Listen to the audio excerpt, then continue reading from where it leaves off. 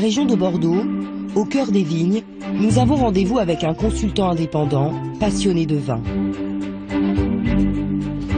Yannick vient juste d'emménager dans son appartement à Pessac. Je dois avoir environ 70-80 bouteilles en tout. Et donc du coup, bon, j'ai une majorité de Bordeaux quand même, puisqu'on est dans la région. Donc avec la lampe de Pomerol par exemple. Là vous avez un Pessac léognan. C'est des bouteilles entre 20 et 30 euros. Ces vins, Yannick aime les déguster avec ses amis. Il possède aussi une autre cave, virtuelle, qui compte 47 bouteilles.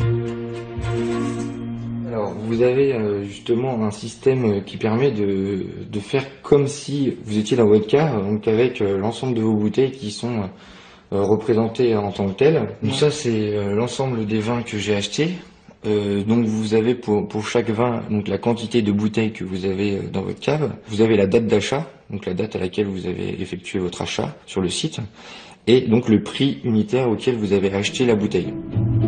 Le trésor de sa cave, une bouteille achetée 890 €, un Romanée Conti, l'un des Bourgognes les plus célèbres au monde. Ces grands crus, il ne les boira pas. Yannick spécule sur ces étiquettes prestigieuses. Pour les choisir, il se réfère à des notes de célèbres critiques. Donc là, en tapant donc le nom du château et le millésime, voilà. Donc ça, c'est l'ensemble des notes qu'il a reçues des critiques. Bon, en fait, tout ce qui est notes au-dessus de 90, c'est commence à être vraiment des excellentes notes pour les vins. C'est comme ça que vous décidez d'acheter tel ou tel vin? Absolument. J'ai aucun vin qui est en dessous de 95, je crois. Donc, on ajoute le produit au panier.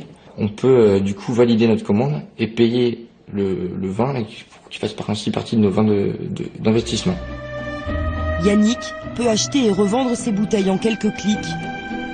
Il peut aussi consulter ce que le site présente comme la valeur en temps réel de sa cave.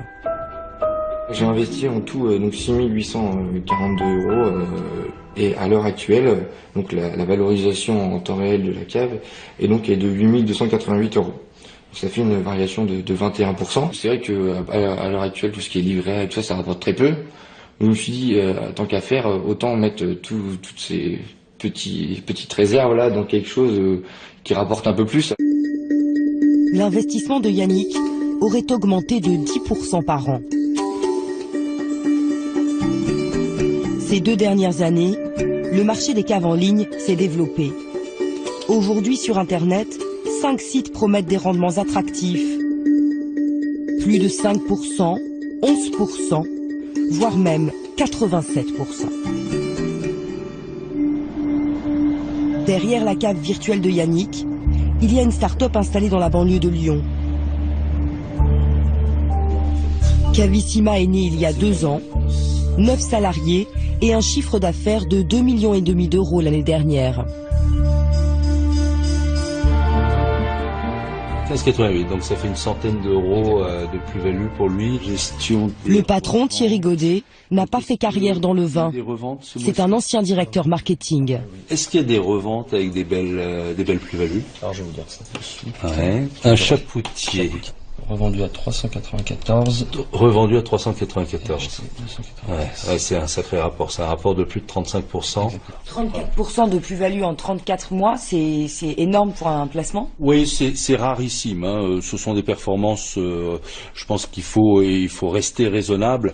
De façon générale, le vin, c'est 4 à 8% par an. Sur chaque plus-value, lui prélève 15% de commission. Son site compterait 1800 clients.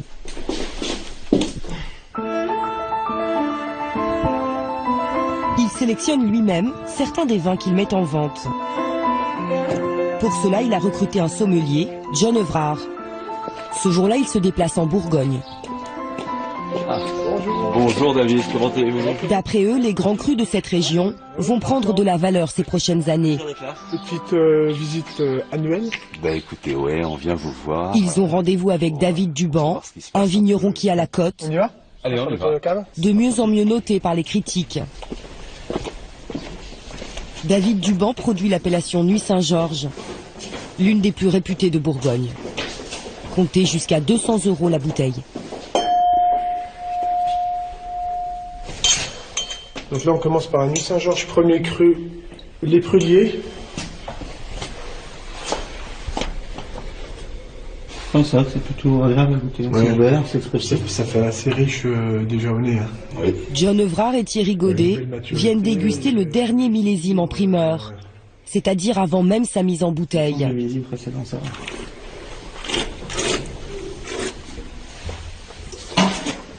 Ils comptent en acheter une vingtaine de caisses. Ça nous intéresse de nous positionner assez vite sur ce millésime et de vérifier justement tout ce que les vignerons nous ont dit ou tout ce qu'on a entendu sur la qualité de ce millésime. Ils jugent le potentiel gustatif. Ils évaluent également la promesse d'un rendement financier.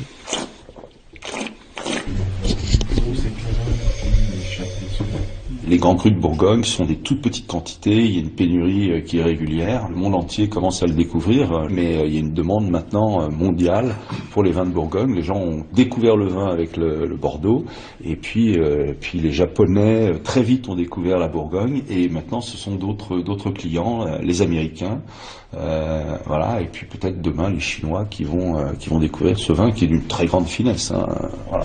Toutes les bouteilles des clients, c'est l'entreprise qui les conserve. Thierry Godet a accepté de nous emmener dans son lieu de stockage ultra secret. Vous allez voir, il y a énormément de bouteilles, c'est un véritable coffre-fort. Et pour des raisons de sécurité évidentes, pour nos clients et pour notre business, nous souhaitons ne pas divulguer cet endroit qui doit rester absolument inviolable. Je vais vous demander de cesser de filmer. Il nous ouvre les portes du coffre-fort. Du sol au plafond, les caisses s'empilent. Ici dorment 2 millions de bouteilles. Des crus prestigieux, certains parmi les plus chers au monde. Thierry Godet partage cet entrepôt avec des cavistes et des négociants en vin. Lui stocke 45 000 bouteilles d'une valeur de 4 millions d'euros.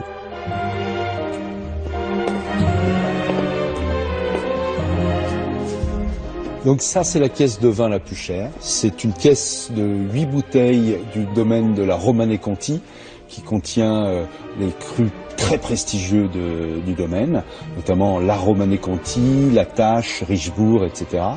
La valeur de cette caisse, c'est 20 000 €. Ils promettent à ses clients que leur investissement vieillira dans les meilleures conditions possibles.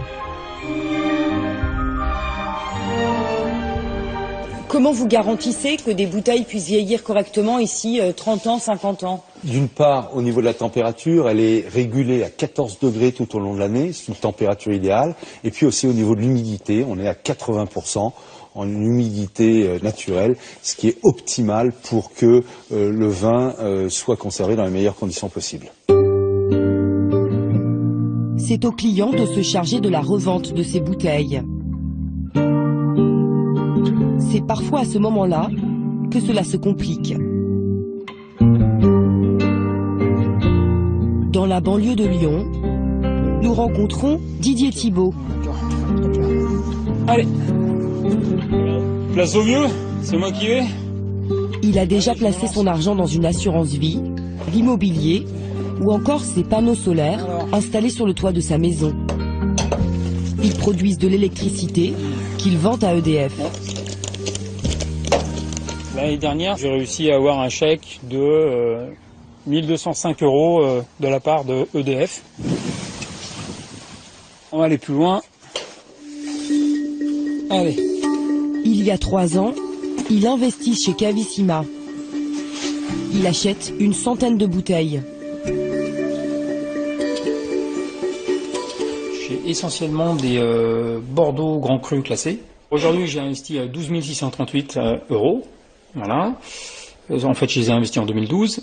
Et à ce jour, j'ai 14 155 € virtuellement si j'arrive à les vendre à ce prix-là. Le site lui indique 12% de plus-value en 3 ans.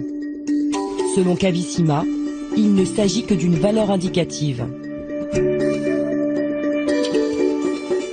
Jusque jusque-là, tout va très bien. Mes bouteilles prennent de la valeur et donc j'essaye maintenant de les vendre. Ça fait plusieurs fois, ça fait d'ailleurs plus d'un an maintenant, 1 an et demi qu'on essaie de les vendre. On peut les mettre en vente pendant une durée maximum de 1 mois. Il suffit qu'en quelques clics vous les mettiez en vente. Donc c'est ce que j'ai fait. J'ai fait à de nombreuses reprises, j'ai essayé de les vendre au prix qui était estimé par le site, bien entendu. Et à ce jour, je n'ai jamais vendu de bouteilles. Elles sont toujours dans ma cave. J'ai le Clos Fourtel qui fait 44% d'augmentation, j'en suis très content. C'est 44% d'augmentation sur 2 ans et demi, c'est fabuleux.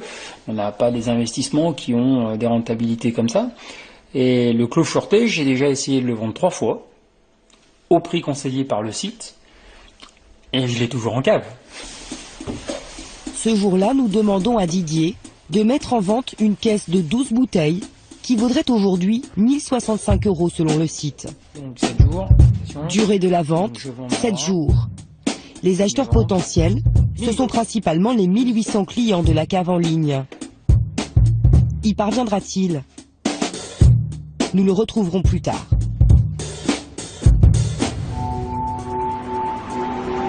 Le vin est-il un placement sans risque? Jérôme Baudouin est journaliste pour la Revue des Vins de France. Ces dernières années, il n'a cessé de mettre en garde ses lecteurs contre les caves d'investissement. On nous vend du rêve. Effectivement, on fait croire aux gens que le vin va exploser en termes de prix, que c'est un marché de niche, que les gens vont trouver des rentabilités qu'ils n'avaient plus dans la bourse. En fait, on n'a pas on est loin de cette espèce de mythe d'une rentabilité absolue et constante sur 20 ans. C'est pas vrai. Ce spécialiste veut nous montrer que ces 6 dernières années, les prix moyens des grands crus se sont effondrés. Ce qui veut dire que quelqu'un qui a acheté ses vins à cette époque-là, en 2010, il a cru gagner de l'argent donc en 2011, beaucoup d'argent en voyant ses vins flamber. Mais en fait aujourd'hui, depuis quasiment 1 an, on voit bien que le prix des vins a très peu évolué. Donc au final, ces vins valent moins cher que lorsqu'il les a achetés. Certains grands crus classés ont perdu jusqu'à 20% de leur valeur en 5 ans. Par exemple, un cru emblématique, c'est Lafite Rothschild. Ce millésime 2009 était très spéculatif. Donc les gens achetaient massivement du Lafite parce qu'ils pensaient que le vin allait monter au ciel. Donc certains disaient même, mais il va atteindre 1500, 1600 €, 1800 €. On entendait de tout comme prix. Le 2009 est sorti à l'époque, pour les particuliers, 1200 € TTC. Aujourd'hui, quand on va sur un comparateur de prix, qu'est-ce qu'on découvre? Que le Château Lafite Rothschild 2009 est vendu 955 € TTC.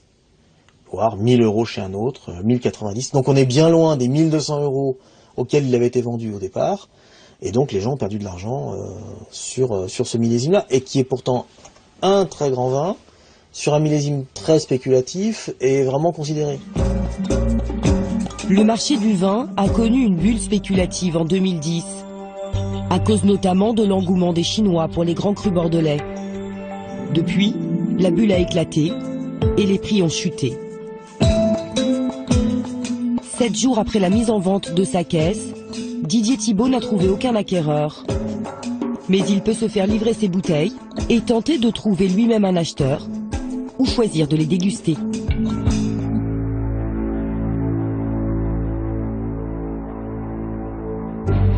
Le rêve, l'originalité. En matière de placement dit atypique, ces arguments feraient presque oublier les risques liés à tout investissement.